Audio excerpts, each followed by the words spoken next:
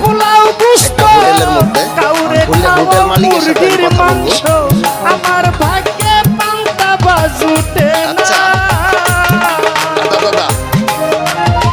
না দাদা হ্যাঁ, ভালো আছেন?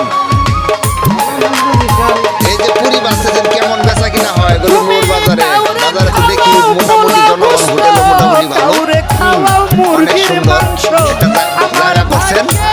বেচা কিনা কেমন হয়? মোটামুটি হয়, তাই না? তাহলে আপনার সমস্যা নাই তো? বেচা কিনা যেরকম হয় মানে চলার মতো হয়তো নাকি?